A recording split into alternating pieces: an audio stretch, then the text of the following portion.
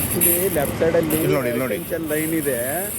Line ಆಗಿ ಅದಕ್ಕೆ touch ಆಗಿದೆ ಗಾಡಿ ಟಚ್ ಆಗಿರೋದ್ರಿಂದ ವಿದ್ಯುತ್ ತಂತಿ ಎಲ್ಲ ಕಟ್ಟಾಗಿ ಮೇಲ್ಗಡೆ ಬಿದ್ದಿದೆ. ಶಾರ್ಟ್ ಆಗಿ ಅದು ಬೆಂಕಿ ಅಂಟ್ಕೊಂಡಿರೋದು.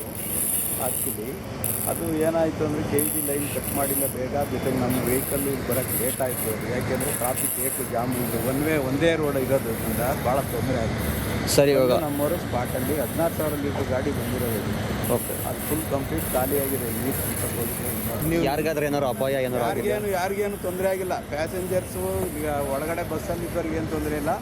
ಲಗೇಜು ಸುಟ್ಟಿದೆ ಅಂತ ಹೇಳ್ತಾ ಇದ್ದಾರೆ. ಎಲ್ಲ ತೆಗಿಯಾಗಿ ನಮ್ಮದು ಪ್ರಾಪರ್ ಬಂದು ಜೇವರ್ಗಿ ಬೆಂಗಳೂರಿಂದ ಹೋಗ್ತಾ ಇದೀವಿ. ಬೊಮ್ಮನಹಳ್ಳಿಯಿಂದ ಟ್ರಾವೆಲ್ ಬುಕ್ಕಿಂಗ್ ಮಾಡಿದ್ದೀವಿ. ಅದು ಮಿಸ್ಟೇಕ್. ನಾವು ಶನಿವಾರ ಹೋಗಬೇಕಾಗಿತ್ತು. ಮಿಸ್ಟೇಕ್ ಆಗಿ ಇವತ್ತು ಟಚ್ ಆಯಿತು. ಹಂಗೂ ಹೋಗೋಣ ಅಂತ ಬಂದ್ವಿ. ಕ್ಯಾನ್ಸಲ್ ಮಾಡಿದ್ರೆ ಆಪ್ಷನ್ಸ್ ಇಲ್ಲ ಅಂತ ಹೇಳಿದ್ರು. ಸರಿ ಹೋಗೋಣ ಅಂತ ಬಂದರೆ 10 ಗಂಟೆಗೆ ಬರುತ್ತೆ ಅಂತ ಹೇಳಿದವನು 10:45 ಬಂದಿದ್ದಾನೆ. ಬಿದ್ದಿದ್ದೀವಿ ಅಂದರೆ ಹೆಂಗೆ ಬಿದ್ದಿದ್ದೀವಿ? ಯಾರು ಎತ್ತೋರಿಲ್ಲ ಸರ್. ನನ್ನ 2 ಮಕ್ಕಳನ್ನ ಎಲ್ಲರೂ ಮಲ್ಕೊಂಡಿದ್ದೀವಿ. ಹೊಟ್ಟೆ ಹಸಿತಾ ಇದೆ ಅಂತ ಹೇಳಿದಾಗ ಡಾಬಾ ಬರುತ್ತೆ ಊಟಕ್ಕೆ ನಿಲ್ಲಿಸ್ತೀವಿ ಅಂದರು. ಸರಿ ಮಕ್ಕಳು ನಾವು ತಿನ್ಕೊಂಡು ಮಲ್ಕೊಳ್ಳೋಣ ಅಂತ ಅಷ್ಟರಲ್ಲಿ ನಿದ್ದೆ ಹೋಗಿದ್ವಿ. ಏನಾಗಿದೆ ಗೊತ್ತಿಲ್ಲ.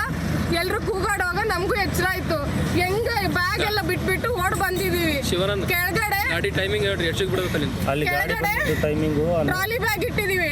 ಅದರಲ್ಲಿ 10,000 ರಿಂದ 15,000 ಬಟ್ಟೆಗಳು ಶಾಪಿಂಗ್ ಮಾಡಿದ್ದೀವಿ. 15 ದಿವಸ ಊರಿಗೆ ಹೋಗ್ತಾ ಇದ್ದೀವಿ.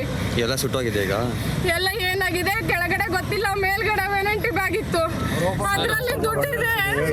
ಒಡವೆ ಎಲ್ಲ ಇಲ್ಲ. ಗ್ರಾಮ್ ಲೆಕ್ಕದಲ್ಲಿ ಒಡವೆ ಇತ್ತು. ಸುಳ್ಳು ಹೇಳ್ಬಾರ್ದು. ನಮ್ಮ 15 ರಿಂದ 20,000 ಬಾಡಿಗೆಗಳಿದೆ ಬೆಂಗಳೂರಲ್ಲಿ.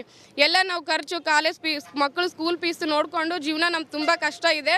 ಸಂಜನಾ ಟ್ರಾವೆಲ್ಸ್ ಮ್ಯಾನೇಜ್ಮೆಂಟ್ ಆಫೀಸರ್ ಯಾರಿದ್ದಾರೆ ಬಂದು ಈ ಅಪಘಾತಕ್ಕೆ ಸಂಬಂಧಪಟ್ಟಿರೋರು ಬಂದು ಪರಿಹಾರ ಕೊಡಬೇಕು.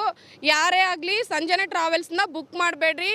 ಆಲ್ಮೋಸ್ಟ್ ಡ್ರೈವರ್ಸ್ ಕುಡ್ದಿರ್ತಾರೆ, ಓವರ್ ಆಗಿ ಗಾಡಿ ಓಡಿಸ್ತಾ ಇರ್ತಾರೆ. ನೋಡೋರು ನೀನು ಹೇಳ್ಬೇಕಂದ್ರೆ ಪ್ರಯಾಣ ಮಾಡೋದೇ ತಪ್ಪು ಅನ್ನಿಸ್ತಾ ಇದೆ. ನಾವು ಸಾವಿನ ಬಾಗಿಲು ತಟ್ಟು ಬಂದಿದ್ದೀವಿ ಹೇಳ್ಬೇಕಂದ್ರೆ ನಾವು.